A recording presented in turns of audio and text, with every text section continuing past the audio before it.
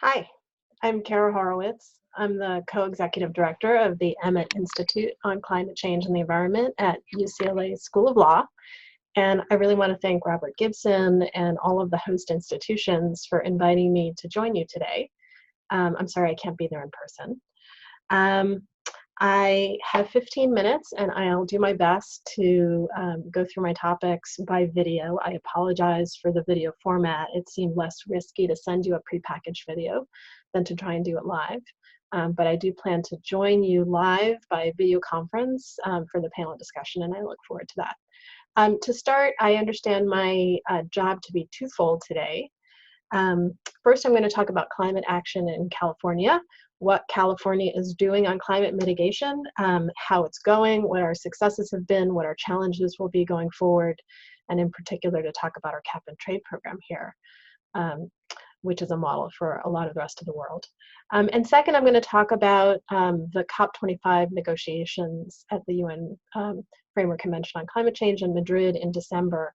And in particular, I'm going to focus on the discussions there over Article 6 negotiations, which involve international trading. So with that, I'll get started. Thanks so much. I'm going to minimize me a little bit so you can see my slides. So it makes sense for a few reasons to start my talk with this picture of US President Donald Trump walking away from the Paris Agreement at his June 2017 announcement at the White House of his intent to pull the US out.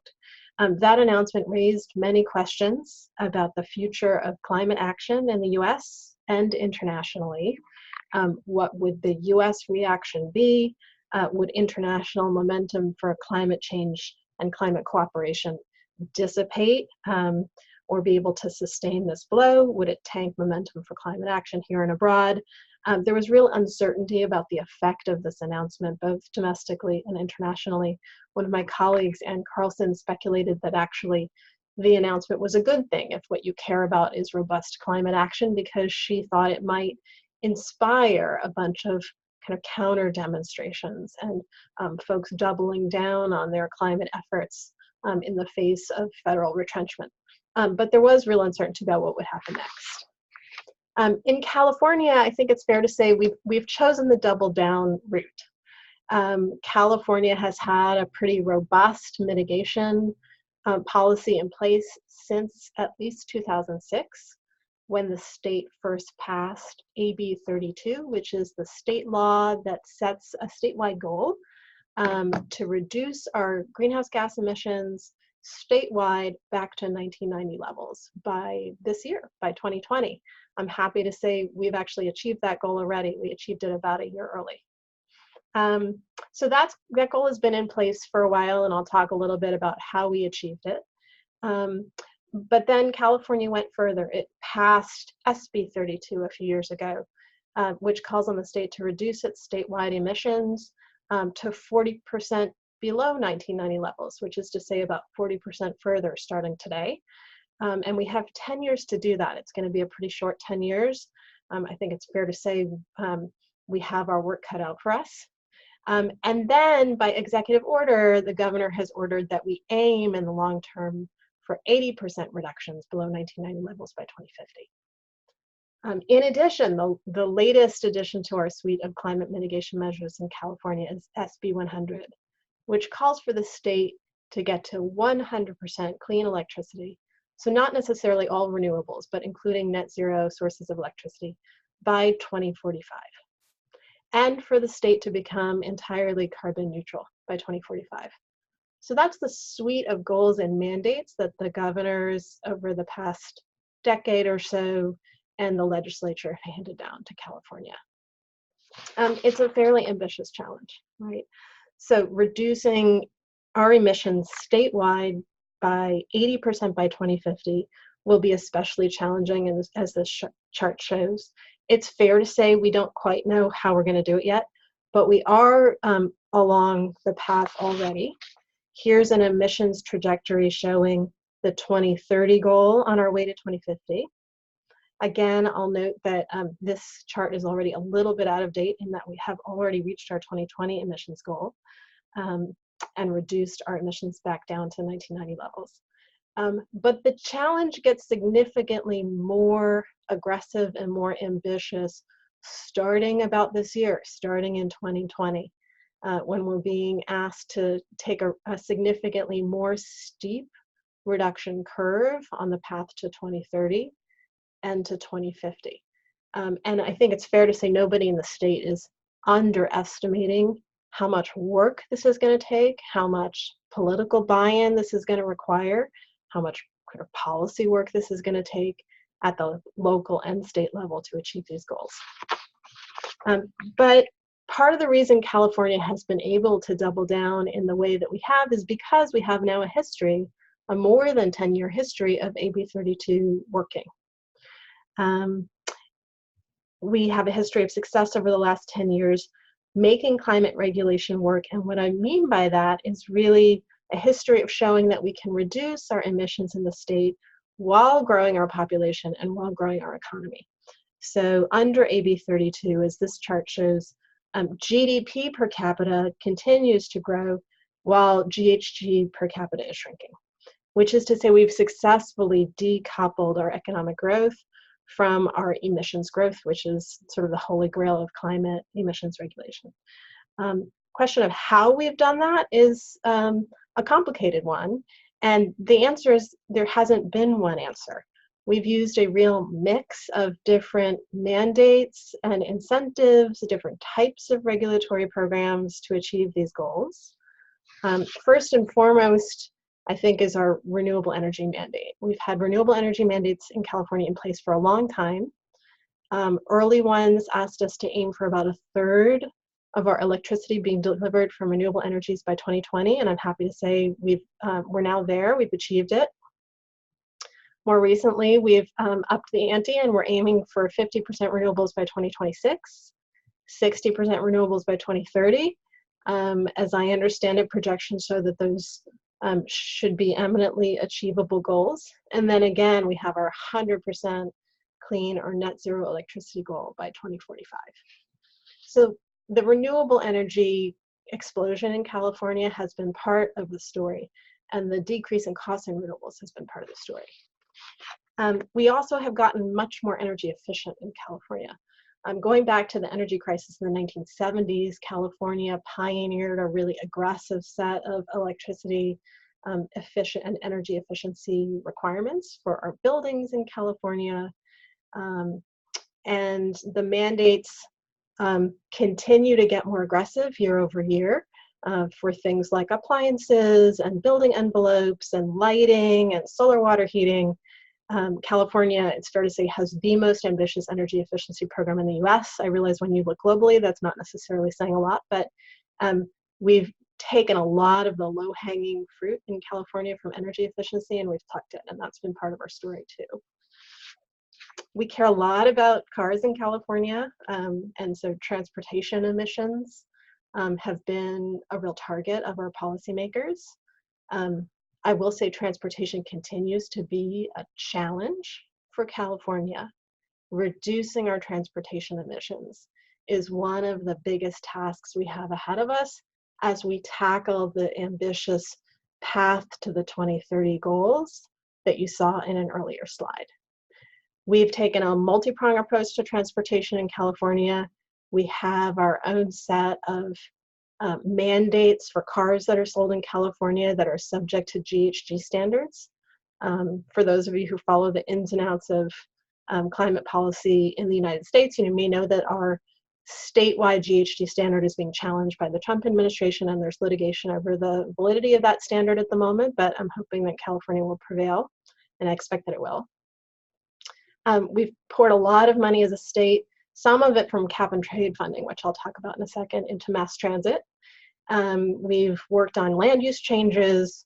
We have a low carbon fuel standard. We have a really ambitious set of electric vehicle policies and incentives in place, including a bunch of policies that are about to kick into place to ramp up infrastructure for EVs. And we're working on high-speed rail. So a lot to still be done on transportation, but we have lots of tools that we're working with.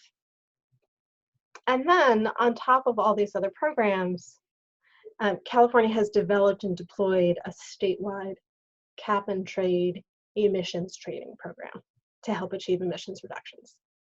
California's cap-and-trade program works like many other emissions trading programs around the world. For those of you who are familiar with the RGGI program or the European Union ETS program, this is another trading system. It works generally as follows. There's a cap that sets an aggregate statewide cap on GHG emissions from covered sectors. It allows for trading between and among businesses within those covered sectors to allow those businesses to find the most cost-effective emission reductions, to reduce the total cost of compliance while achieving those reductions. And then a feature of our program is that some, but not all of our allowances are auctioned off in a public auction. And this serves to create a revenue source to fund further reductions in California. I'll talk a little bit more about what that means. Who's covered by California's cap-and-trade program? About 350 businesses in the state. Collectively, those businesses are responsible for about 80% of the state's emissions. So we're talking about the largest electric utilities, large industrial facilities, fuel distributors, all of our transportation fuels are covered under the cap. So it's the largest statewide sources. Offsets are allowed but limited in the program. There are a lot of offset sources that come from domestic forestry or agricultural projects, for example.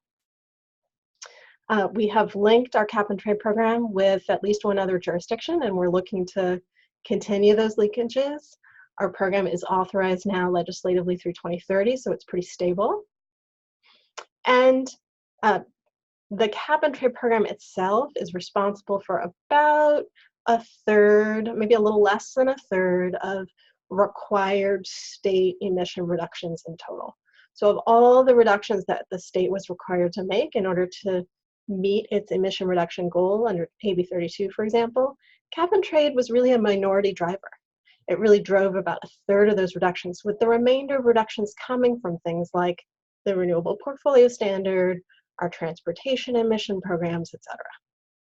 We expect that going forward, the cap-and-trade program will play a little bit larger role on the path to 2030 and will be responsible for about 40% of reductions required to get to 2030. But again, not a majority of the reductions. So it's really just one program among many that are giving a price signal to businesses in the state and driving reductions. What about cap-and-trade revenue from those public auctions? So California has raised and spent already about $3.4 billion from cap-and-trade auction proceeds.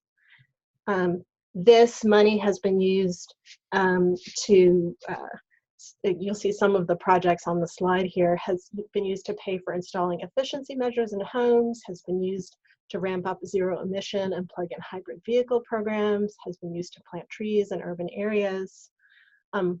By law, a significant portion of these proceeds are required to be spent in ways that benefit disadvantaged communities, which are defined in state law as largely low-income communities, communities of color, communities that have historically borne a disproportionate share of environmental burdens.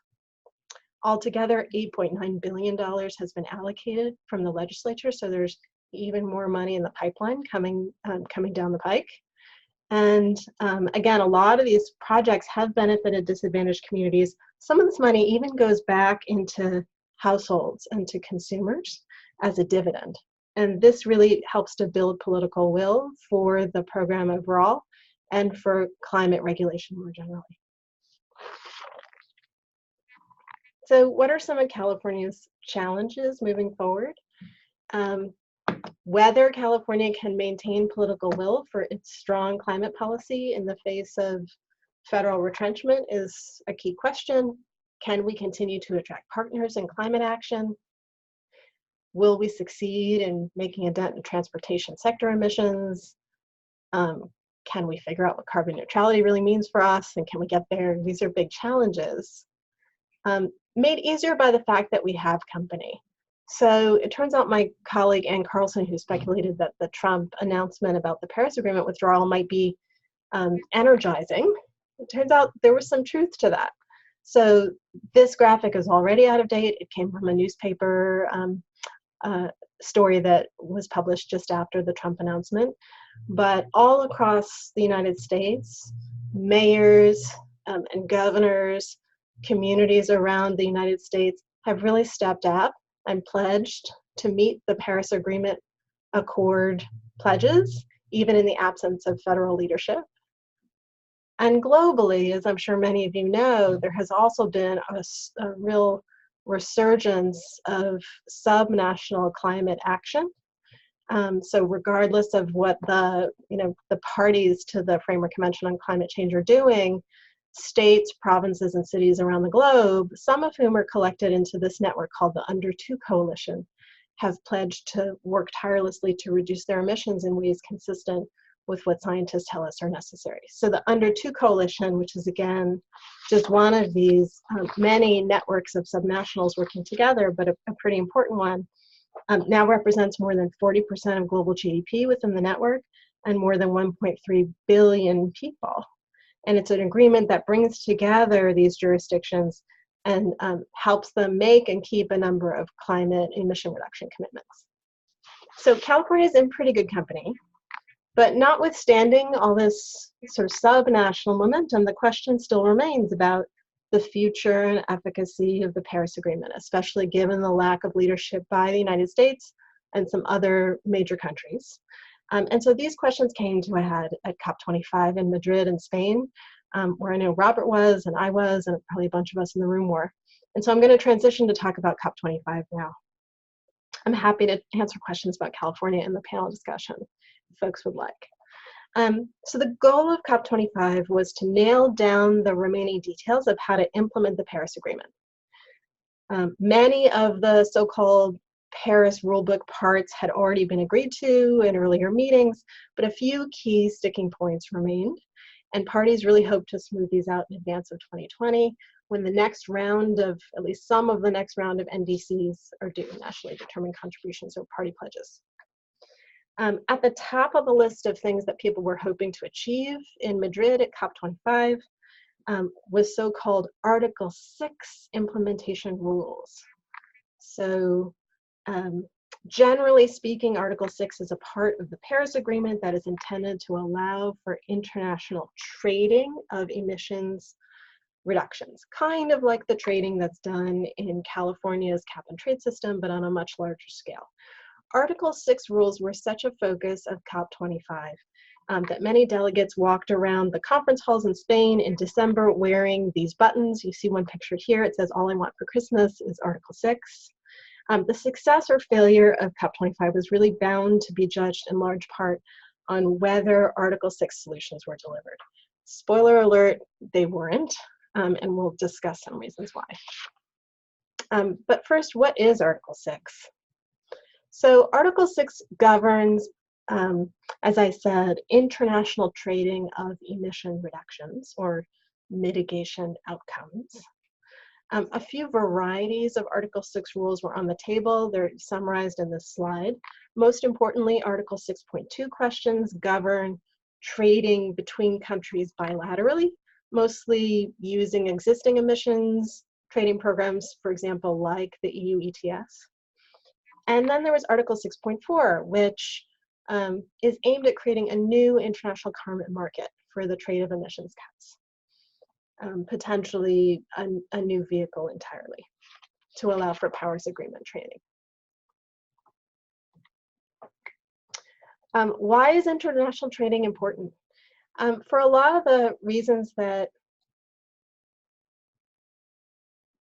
oh, excuse me, hang on.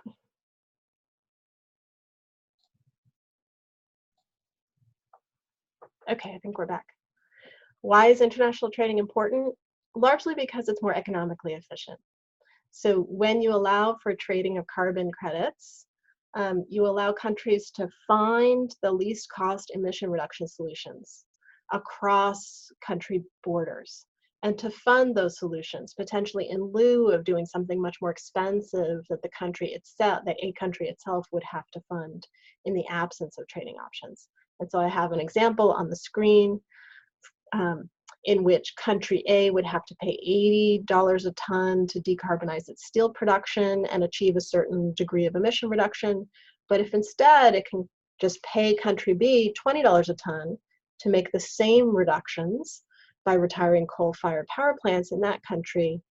Altogether, this is a much more economically efficient solution with, at the end of the day, if everything goes right, the same number of emission reductions achieved.